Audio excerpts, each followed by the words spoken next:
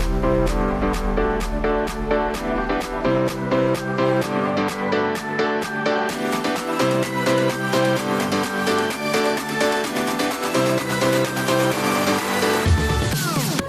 pagi Bu. Pagi Mbak, gimana kabarnya hari ini Mbak? Alhamdulillah hari ini baik sekali. Alhamdulillah. Sebelum kita ngobrol-ngobrol nih, bisa perkenalkan diri dulu nggak Mbak? Boleh, perkenalkan nama saya Ardiansa dari Tegal. Mbak Harwin, saya panggil Mbak Harwin aja ya. Iya boleh. Iya. Mbak Harwin ini masih sekolah atau Saya kuliah Bu. kuliah? Semester berapa nih Mbak? Semester tahun ini semester 6. Oh berarti udah hampir selesai ya, udah Iya. jalan 3 tahun. Mbak Harwin sendiri sini dalam rangka apa nih Mbak? Dalam rangka ingin cerita-cerita aja Bu. Main cerita-cerita aja ya. Nah tahu saya dari mana Mbak? Dari TikTok. Cari-cari terus ternyata di sini ada, terus saya samper aja. Ya, berarti dari TikTok ya, dari sosial media ya Mbak. Nah, sebelum kita masuk nih ke obrolan kita selanjutnya, jadi ada beberapa hal yang mau saya sampaikan ke Mbak Harwin. Yang pertama, oh iya nih, saya mau tanya dulu, Mbak Harwin kesini berarti atas kesepakatan Mbak Harwin sendiri ya? Ya betul. Berarti atas keinginan Mbak Harwin sendiri. Betul. Nah ya, itu yang namanya asas kesukarelaan Mbak Harwin. Jadi siapapun yang datang ke saya, siapapun yang ingin bercerita ke saya, itu atas keinginan sendiri dan atas kemauan sendiri, tidak dengan paksaan orang lain atau disuruh orang lain gitu Mbak Harwin. Nah, ada juga yang namanya asas keterbukaan. Nah, karena Mbak Harwin itu udah sukarela datang ke saya, mau bercerita ke saya harap Mbak Harwin bisa lebih terbuka dan mau ceritakan apapun yang ingin Mbak Harwin ceritakan kepada saya. Nah, selanjutnya ada yang namanya asas kerahasiaan Mbak Harwin. Asas kerahasiaan itu nanti apapun yang Mbak Harwin ceritakan ke saya akan saya keep sendiri. Jadi hanya saya dan Mbak Harwin yang tahu, dan misal nanti sewaktu-waktu saya butuh apapun itu tentang cerita Mbak Harwin, saya pasti izin dulu ke Mbak Harwin. Itu ya Mbak Harwin. Iya Bu. Bisa dipahami? Bisa Bu. Nah, iya. Nah tadi Mbak Harwin bilang mau cerita nih, cerita apa tuh? Ceritanya saya merasa akhir-akhir ini tuh sedikit pusing ya Bu ya, karena tugas. Agak sedikit pusing karena tugas, karena udah semester 6 gitu Iya ya. betul Bu. Ya sebelum kita lanjut nih Mbak, saya izin dulu ya Mbak ke Mbak Harwin. Saya bawa catatan karena untuk mencatat hal penting yang memang harus saya catat dari cerita Mbak Harwin ya Mbak. Betul Bu. Boleh. Tadi Mbak Harwin bilang katanya lagi pusing nih tentang tugas. Betul. Bisa diceritakan lebih lanjut nggak? Pusingnya yang seperti apa yang Mbak Harwin merasakan? Pusing itu karena mungkin ini semester yang menjelang akhir ya Bu. Jadi kalau dikasih tugas langsung banyak itu kayak langsung pusing aja gitu Bu. Otomatis Iya, gitu ya. betul. Berarti pas dikasih tugas banyak langsung otomatis pusing gitu. Betul. Pusing yang seperti apa Mbak? Kadang ini ya Bu, apa ya, kayak ini kayak migrain gitu. Pusing sebelah gitu. Iya, betul. Ketika Mbak Harwin tadi bilang langsung pusing gitu, yang terjadi di tubuh Mbak Harwin itu apa Mbak? Banyak mikir sih Bu, karena mungkin tugasnya banyak aja jadi rasa langsung mikir ke tugas. Dan pada saat itu apa yang terjadi Mbak? Yang terjadi sebenarnya kalau misalnya langsung pusing ya berarti saya nggak ngerjain tugas ya Bu, karena nunggu bosnya ada dulu baru saya bisa ngerjain tugas. Berhenti sejenak gitu. Betul. Nah tentang tugasnya, berarti itu tugasnya ini kayak langsung banyak gitu ya Mbak. Ketika tadi Mbak Harwin bilang bahwa langsung pusing gitu ya, pada saat itu apa yang biasanya terjadi? Yang biasanya terjadi sih saya banyak mikir ya Bu, terus ya jadi nunda apa yang harus saya lakukan. Berarti yang seharusnya misal habis lihat tugas banyak harusnya langsung dikerjain itu malah ditunda gitu, karena tadi adanya banyak mikir, jadi pusing gitu ya Mbak. Banyak mikirnya itu tentang apa Mbak? Saya ngerasanya tuh tentang tugasnya, jadi kayak misalnya saya bisa atau enggak ya ngerjainnya gitu. Berarti munculnya keraguan gitu. Ada lagi nggak yang biasanya Mbak Harun pikirkan? Biasanya saya mikirnya tuh kayak takut untuk salah kalau dalam ngerjain tugas-tugasnya, kayak yang kerja ini udah benar atau belum ya. Padahal seharusnya bagaimana? Seharusnya ya nggak usah mikir kayak gitu sih Bu. Apa ya, udah ngerjain aja. Yang penting saya udah berusaha. Kira-kira tadi kan Mbak Harun bilang bahwasanya ada pikiran-pikiran tadi. Nah, misalkan pikiran-pikiran tadi itu bisa berbicara, bisa dilakukan Mbak Harun. Kira-kira apa yang mereka katakan ke Mbak Harun? Mungkin capek sih, karena mikirnya tuh terlalu dipikir banget, jadi berat, jadi capek. Iya. Capek ya, tadi kan bilang capek. Kira-kira apa yang buat itu tuh rasa capek, Mbak? Karena itu pemikiran itu tuh kayak muncul terus gitu loh Bu. Jadi kayak terus-terusan ada di otak. Berarti kayak terus-menerus berputar gitu ya, Mbak. Tadi kan muncul terus-menerus, itu munculnya sejak kapan, Mbak? Pokoknya sejak ada tugas Bu. Pokoknya kalau ada tugas terus saya ngerasa saya nggak mampu, terus udah langsung pusing aja. Berarti sejak adanya tugas diberikan itu Mbak Harun pasti langsung muncul pikiran-pikiran itu sampai dengan tugas itu selesai. Iya. Kalau gitu pengaruhnya apa Mbak sama kegiatan Mbak Harun sehari-hari? Saya jadi nggak tenang sih Bu, jadi gelisah, cemas seperti itu. Berarti tidak tenangnya seperti apa itu Mbak? Tidak tenangnya mungkin misalnya kayak lagi makan kepikiran tugas, terus lagi apa itu kepikiran tugas, kayak mengerjain tugasnya kapan, terus bisa apa enggak, selesai apa enggak gitu. Berarti secara tidak langsung pikiran-pikiran tentang tugas itu tuh terus-terusan menghantui Mbak Harun, padahal Mbak Harun sedang melaksanakan hal lain gitu ya. Tadi lagi makan tapi tetap pikiran tugas gitu Mbak.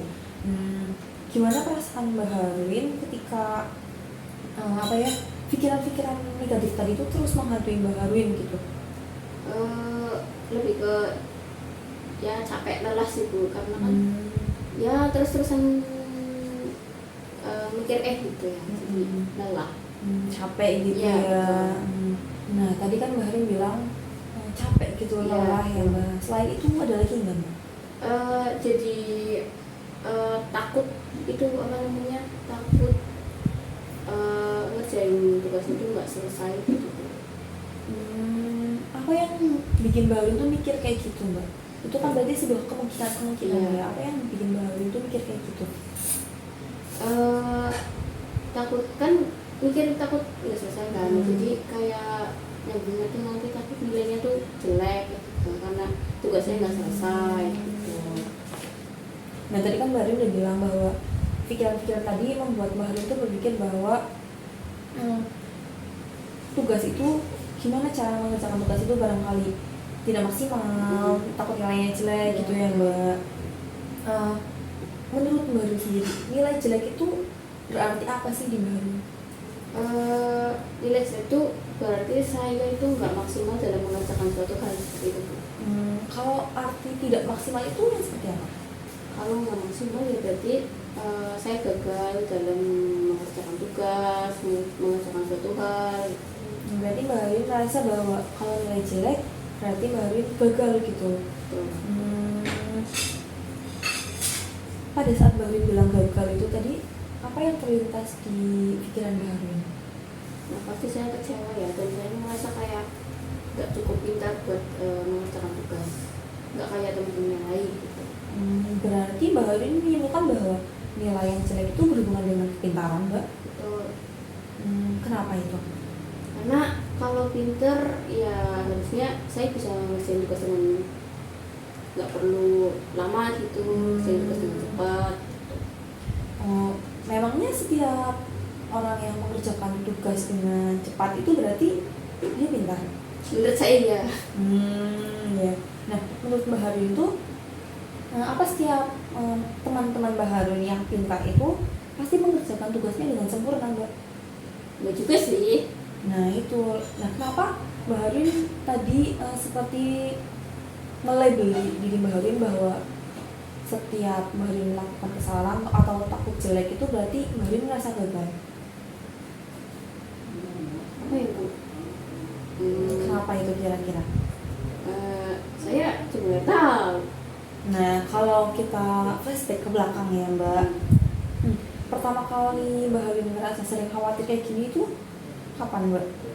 Mungkin dari sejak SMA ya Bu, karena SMA, tapi jarang kalau SMA karena mungkin paling kalau ada ada tugas dalam satu hari yang banyak. Kalau sering-seringnya sih akhir-akhir ini karena kuliah kan tugasnya lebih banyak dari SMA. Nah, berarti itu pertama kali muncul kekhawatiran itu pada saat SMA. Bisa diceritain nggak Mbak? Pada saat itu seperti apa? Pada saat itu karena mungkin kelas 10, kelas 11 kan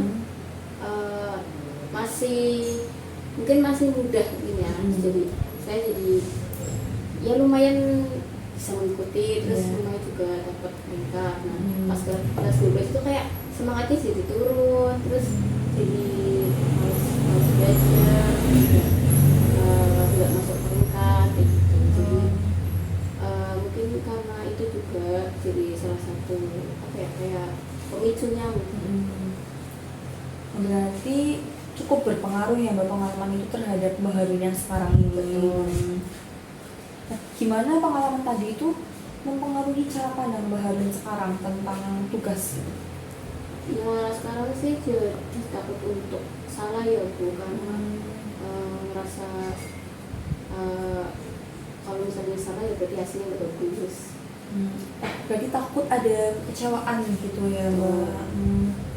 Memangnya apa yang akan terjadi misal Mbak Harin tugas yang Mbak Harin kerjakan itu nggak sebagus yang Mbak Harin harapkan?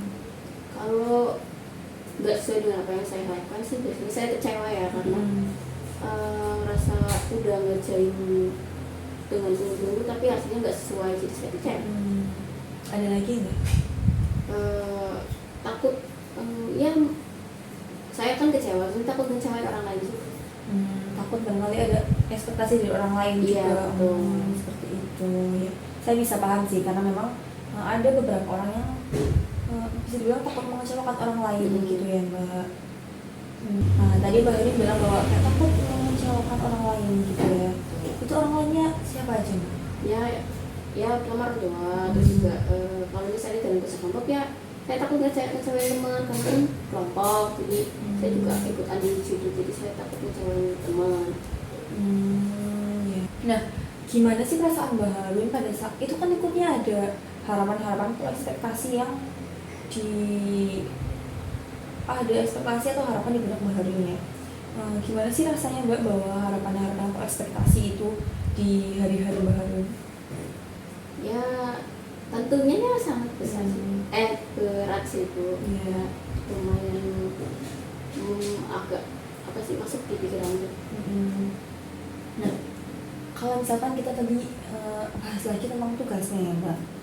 Nah, misal kita ambil contoh pada saat ada tugas dari dosen, misalnya ada tugas dari salah satu dosen. Terus apa yang pertama kali Mbak Harin lihat atau Mbak Harin notice dari tugasnya?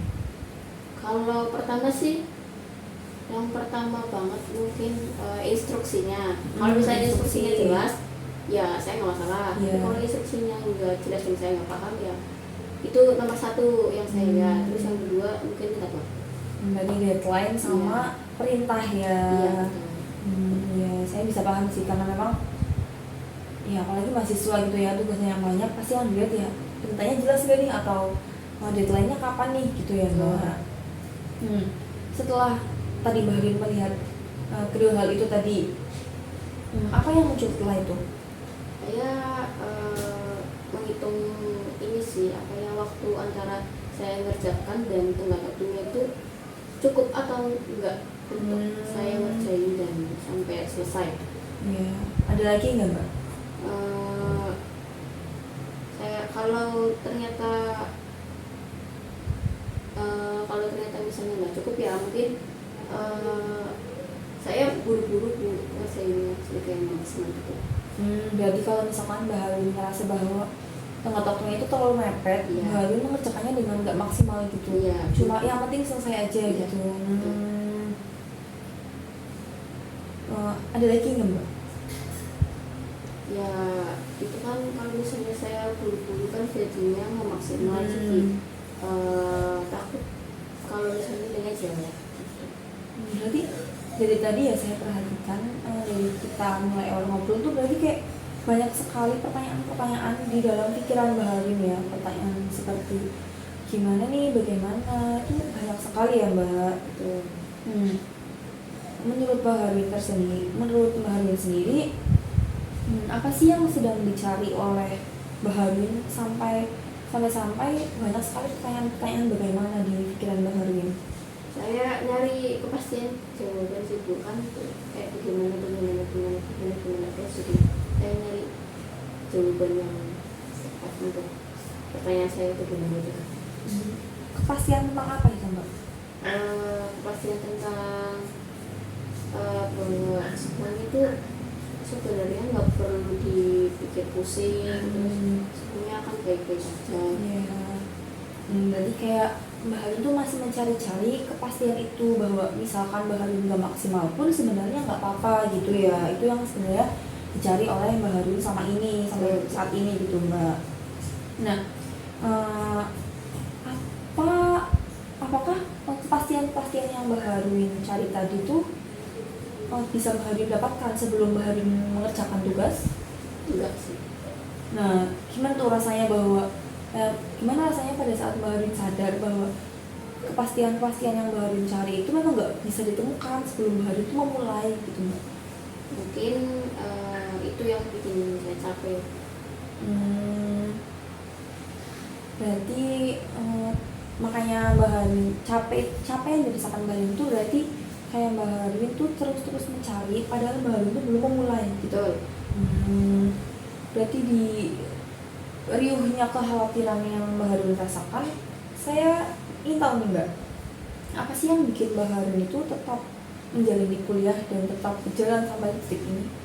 Yang pasti saya pengen lulus ya Bu, dan juga saya pengen mungkin dapat apa yang saya inginkan, misalnya nilai atau IPK bagus gitu. Iya. Itu jadi salah satu goalsnya. Berarti itu menjadi tujuan Mbak Harin gitu ya. Ada lagi nggak Mbak?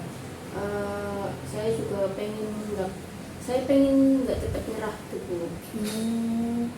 Kenapa tuh Mbak Harin pengen nggak cepat menyerah? Karena saya tahu tujuan saya, jadi pengen nggak cepat menyerah. Apa yang membuat Mbak Harin tuh yakin bahwa Mbak Harin tuh punya tujuan gitu?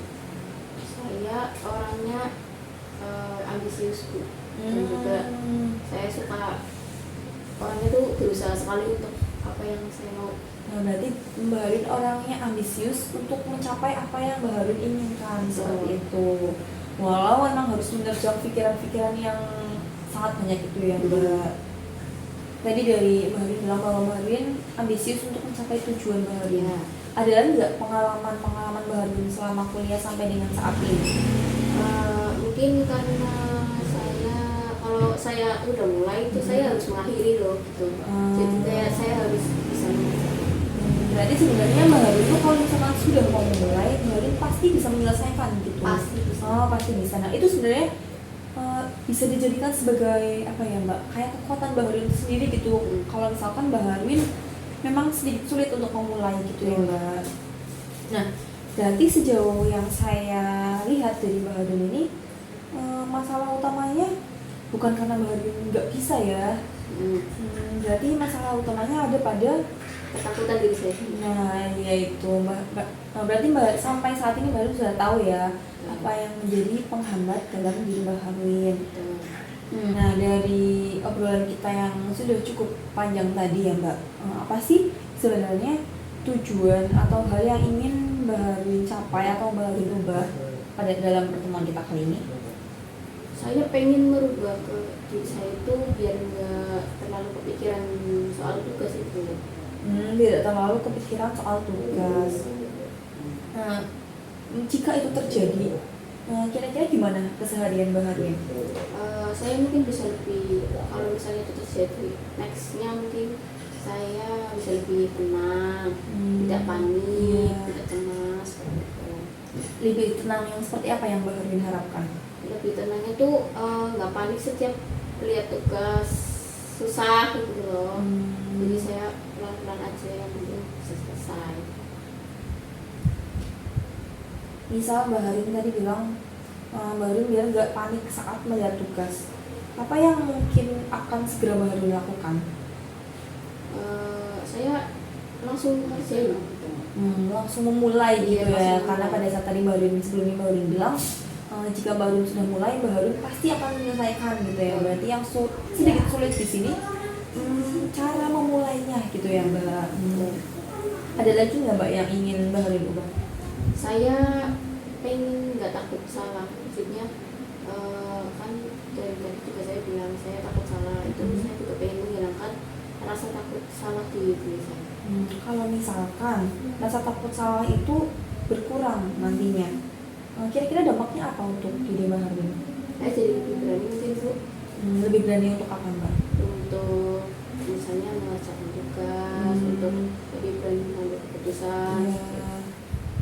Berarti intinya tuh yang paling mengganggu pikiran Mbak Harwin pada saat ini tuh berarti banyaknya tugas itu atau banyaknya pikiran tentang tugas? Pikirannya. Berarti kita udah tahu ya Mbak, ini akar masalahnya tuh berarti bukan tentang tugasnya yang banyak atau tugasnya yang sulit atau tugasnya yang mepet deadline, tapi masalahnya ada di sini, masalahnya ada di pikiran Mbak Harwin tentang tugasnya gitu ya Mbak. Apa yang buat Mbak Harwin tadi yakin bahwa masalahnya tuh di pikirannya gitu? Karena biasanya yang udah karena itu saya itu sebenarnya bisa, dan tugas itu belum tentu susah, tapi saya sudah pikir jelek duluan. Berarti muncul pikiran-pikiran negatif gitu ya Mbak, padahal itu belum tentu terjadi gitu ya. Jadi kita simpulkan bahwa tadi tujuan yang ingin Mbak Harwin capai itu biar Mbak Harwin itu lebih tenang, lebih mampu menghadapi atau mengerjakan tugas itu dengan pikiran-pikiran tanpa pikiran-pikiran negatif itu gitu ya Mbak. Nah, selain itu tujuan apa lagi yang ingin Mbak Harwin capai? Saya ingin bisa memulai tanpa harus kayak tanpa harus menunda terlalu lama, karena tadi kan pusing, jadi kan saya menunda ini, jadi saya ingin memulai tanpa harus menunda. Berarti selain Mbak Harwin ingin tenang atau ingin lebih tidak panik pada saat menghadapi tugas itu, Mbak Harwin ingin tidak mempunyai rasa takut salah dan juga tidak menunda tugas yang sudah ada gitu ya Mbak. Jadi saya di sini mau mengajak Mbak Harwin tuh sedikit mengulang kembali yang pernah Mbak Harwin alami. Nah, pada saat Mbak Harwin pertama menghadapi tugas itu atau melihat tugas itu, kalimat apa yang pertama kali muncul dalam pikiran Mbak Harwin? Yang pertama kali muncul jadinya, wah susah, saya nggak akan bisa ngerjain. Nah, menurut Mbak Harwin itu, kalimat-kalimat yang tadi Mbak Harwin sebutkan tuh lebih dekatnya ke fakta atau ketakutan atau dugaan? Ketakutan dan dugaan. Kenapa Mbak Harwin jawab seperti itu? Ya karena saya belum coba, jadi saya bisa ngomong kayak itu. Berarti Mbak Harwin sini udah sedikit sadar ya bahwa kalimat-kalimat yang muncul tadi itu belum tentu kok menjadi fakta kayak gitu ya Mbak Harwin. Nah, kalau kita melihat ke pengalaman Mbak Harwin selama kuliah,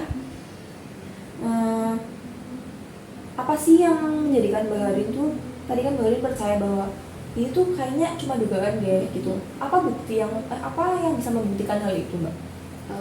Yang bisa membuktikan hal itu adalah saya pernah menyelesaikan beberapa tugas dalam satu hari gitu. Ya, ada lagi nggak Mbak? Saya selalu berusaha untuk menyelesaikan tugas itu. Iya. Pelan-pelan. Yang penting mau memulai gitu ya Mbak. Nah, kalau semua pengalaman Mbak tadi itu bisa ngomong nih ke Mbak, kira-kira apa yang bakal mereka katakan ke Mbak? Sebenarnya saya tuh bisa, tapi kenapa harus ngomong gak bisa? Nah, tadi berarti Mbak Harin udah tahu nih, kalau misalkan pengalaman-pengalaman Mbak Harin tadi bilang seperti itu, apa yang Mbak Harin rasakan? Lebih lega sih, karena udah sadar juga.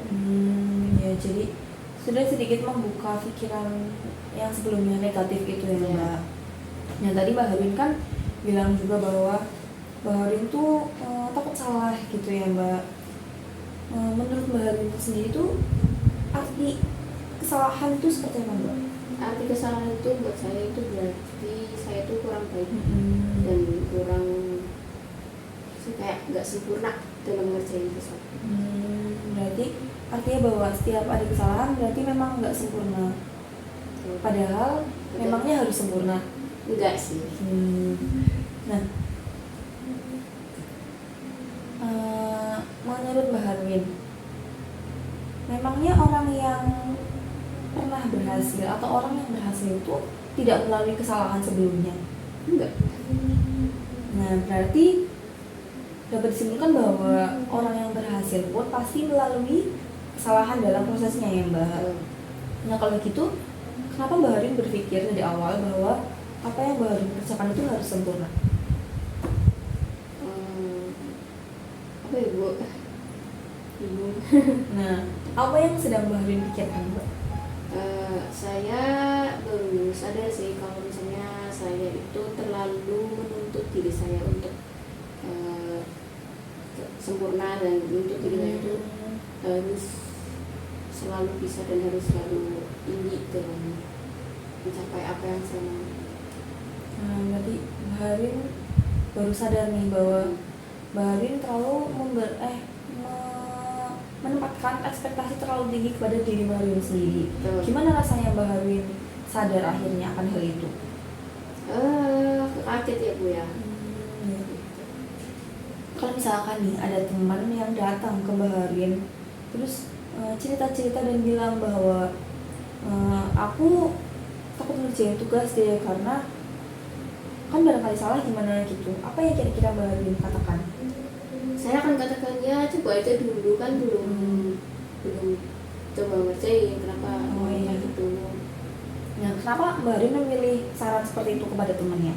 Karena kan belum belum dicoba, kenapa harus berpikiran seperti itu. Nah, di sini menarik nih bahwa Mbak Harin tahu saran atau apa yang seharusnya dilakukan oleh temannya Mbak Harin yang seperti itu. Nah, kira-kira bisa nggak Mbak Harin menempatkan diri Mbak Harin seperti tadi Mbak Harin memberi saran kepada temannya? Harusnya saya bisa menempatkan diri saya di situ. Ya. Nah, dari beberapa hal yang sudah kita bicarakan ya Mbak, kira-kira misalkan tadi kan pikiran-pikiran lama Mbak Harin yang bunyinya tuh saya nggak boleh salah, kira-kira yang lebih realistisnya seperti apa Mbak? Yang lebih realistisnya mungkin saya boleh salah. Ada lagi nggak? Saya nggak harus mengerjakan dengan sempurna. Betul. Selain itu apa lagi Mbak? Saya bisa mengerjakan dengan pelan-pelan dan satu langkah lebih. Yang penting mau memulai ya Mbak. Ya, betul. Nah, gimana perasaan Mbak Harin setelah mengatakan kalimat-kalimat baru yang ada di dalam pikiran Mbak Harin tersebut?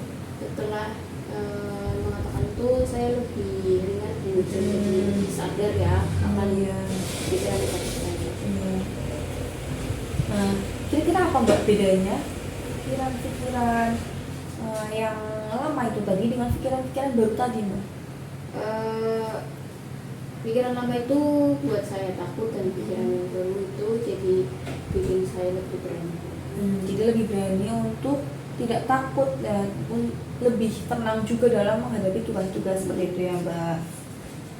Nah, selanjutnya ya Mbak, sekarang ayo kita pikirkan bersama ya Mbak. Nah, kira-kira step by step atau langkah nyata apa yang bisa Mbak Harin lakukan setelah sesi ini tentang tugas tadi Mbak Harin? Yang penting dekat dari sekarang sih saya kan ada tugas makalah, Iya. lagi itu bentar lagi. Jadi langkah pertama yang saya buka itu yang pasti lihat instruksinya. Iya. Terus kemudian apa ya, kalau lihat instruksinya itu bikin kerangka mungkin ya, apa saja yang mau dimasukin ke makalah. Terus Iya. cari referensi, terus habis itu ngerjain. Berarti Mbak Gading di sini udah tahu ya langkah-langkah yang harus Baharwin lakukan untuk memulai mengerjakan tugas gitu ya. Nah, menurut Mbak Harwin, setelah Mbak Harwin mengetahui berbagai langkah-langkah yang sudah Mbak Harwin sebutkan, kira-kira berapa lama waktu yang sederhana yang bisa Mbak Harwin untuk dijadikan patokan Mbak Harwin untuk mengerjakan awal dulu gitu, berapa Mbak? Mungkin karena ini makalah mungkin Iya. Bu, jadi ada cari referensi dulu segala macam, itu mungkin sejam sih. Berarti Mbak Harwin di sini mau memulai 1 jam pertama gitu ya Mbak Hana. Tadi berarti Mbak Harwin bilang bahwa mungkin akan memulai dengan 1 jam pertama. Iya. Nah kira-kira apa yang akan menghambat Mbak Harwin ketika Mbak Harwin mau memulai? Yang menghambat sih yang jelas pikiran saya sendiri Bu, ya. Kalau misalkan ada pikiran bahwa saya nggak bisa, Mbak Harwin nggak bisa itu muncul lagi, apa kira-kira yang akan Mbak Harwin katakan terhadap diri Mbak Harwin? Tenang aja, itu cuma ketakutan. Berarti kalau misalkan muncul pikiran kalau salah bagaimana ya, itu gimana Mbak? Kalau salah ya tenang aja, kan bisa diperbaiki. Selama belum dikumpulkan masih bisa diperbaiki. Nah iya, bagus itu Mbak Harwin. Nah, kalau misalkan ada pikiran aduh tugasnya terlalu banyak nih gitu, gimana Mbak? Kalau tugas terlalu banyak, saya biasanya ngomong nggak harus selesai cepat dan nggak harus selesai sekaligus. Ya berarti pelan-pelan yang penting mau mulai ya Mbak Harwin. Nah, gimana perasaan Mbak Harwin setelah Mbak Harwin mengatakan kalimat-kalimat yang tadi sudah Mbak Harwin katakan Mbak Harwin? Setelah ngomong tadi kalimat yang udah saya katakan itu, jadi saya lebih siap untuk ngerjain tugas itu Bu, jadi lebih tenang. Kalau kita main skala dari 1 sampai 10, dari yang terendah sampai yang tertinggi, kira-kira seberapa yakin Mbak Harwin bisa mencoba langkah-langkah yang sudah Mbak Harwin rancang tadi? Mungkin 8. Apa yang menjadikan Mbak Harwin yakin itu di skala 8? Kalau karena saya tahu sebenarnya itu saya pernah berhasil di tugas-tugas sebelumnya, jadi saya yakin saya bisa di titik nomor 8 tadi. Nah ya, saya juga dari awal saya bisa melihat bahwa Mbak Harwin itu bisa menyelesaikan, bisa mengerjakan asalkan Mbak Harwin itu mau mulai gitu ya. Karena di diri Mbak Harwin ini masalahnya bukan ada di tugasnya atau bagaimana Mbak Harwin mau menyelesaikan, tapi ada pada pikiran Mbak Harwin yang tidak yakin gitu ya Mbak Harwin. Selama kita tadi banyak membahas tentang pikiran-pikiran Mbak Harwin, apa pelajaran paling penting yang bisa Mbak Harwin pelajari atau bisa Mbak Harwin kutip dari pertemuan kita hari ini? Saya sih jadi sadar akan pikiran-pikiran negatif saya Bu. Jadi saya harus bisa meninggalkan pikiran-pikiran negatif saya, jadi ke pikiran-pikiran positif. Saya lebih tenang mengerjakan tugas, dan juga saya juga harus menormalisasikan kesalahan dari diri saya. Ya, itu merupakan kesadaran yang berharga ya Mbak untuk diri Mbak Harwin, apalagi yang sebelumnya memang masih ada keraguan-keraguan itu ya Mbak, jadi lebih yakin untuk memulai gitu ya Mbak. Nah, terima kasih Mbak udah mau berbagi cerita, berbagi kisah kepada saya. Ada yang mau disampaikan lagi nggak Mbak, atau ada yang mau diceritakan? Tidak ada Bu, sudah cukup ya. Terima kasih, dan apabila nanti ada hal-hal yang memang masih mengganggu atau membuat Mbak Harwin ragu, Mbak Harwin mungkin bisa cerita-cerita lagi ke saya gitu ya Mbak. Ya, dan mohon maaf apabila selama Mbak Harwin membagikan ceritanya kepada saya ada kata-kata dari saya yang kurang berkenan di hati Mbak Harwin. Oke Mbak. Ada lagi Mbak? Nggak ada, Udah Bu. cukup ya sudah. Terima kasih Bu Iya. sudah mendengarkan cerita saya. Ya, sama-sama Mbak Herwin. Semoga untuk kedepannya Mbak Herwin menjadi lebih baik lagi ya Mbak. Iya. Amin.